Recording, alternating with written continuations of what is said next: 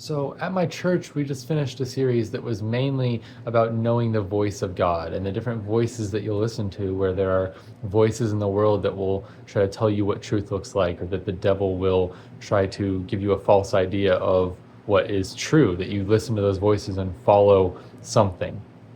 A large part of that was the idea of knowing your father's voice, knowing what he would say, what that sounds like, and then culminating in having a filter of the Bible. Everything that you hear or take to be truth should be filtered through the Bible, as God's word will never contradict the Bible. So is that something that the world is trying to tell you and lead you to, or is it something that God is telling you and leading you to? In that idea, I kept hearing my pastor say exactly that you should know your father's voice and be able to tell the enemy that that's not what my father sounds like. And that wording there is something that you can use very actively that I hadn't until just this week, until just yesterday and today, really. And so when I have those thoughts and those sinful ideas and things that pop into my mind, I don't say, oh, that's wrong, and then sort of let my mind ruminate on it. But instead, I say, that's not what my father sounds like. God would not say that to me. So Satan, get out of here. The power of Jesus lives in me.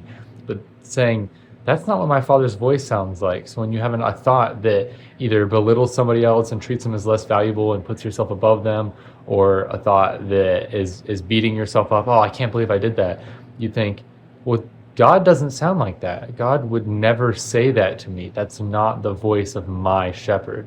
And there's something so powerful about getting in the habit of doing that consciously, because what you're doing is, instead of trying to fight that battle and be stronger than those temptations, you're simply saying, that's not what my father's voice sounds like. And when Jesus tells us that we should be children, it's not that we should be innocent, but more than anything, it's that we should rely on our Father, that we should be children where there's a problem. We run to Dad, we run to God, we run to our Father and say, this is the problem. I need your help because you can solve it, because you are greater than I am, right? And that's what a good kid does when they have a loving father.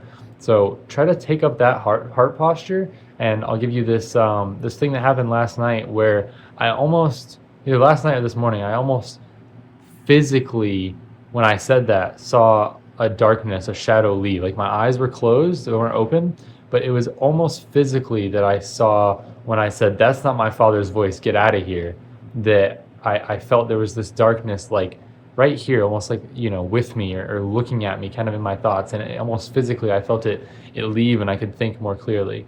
So just take the time when you have those thoughts pop up, not to say, oh, this is wrong, or should I do this, or how far can I go? Just say, that's not what my father sounds like. And even if you don't think about God, or think about something amazing, and think about God's word, just think about anything else. But really, that idea of like, know what God sounds like, be in the word, and then say, that is not what my father sounds like. I keep repeating it, but it's so powerful, and I want to drill it into your head so you can utilize it.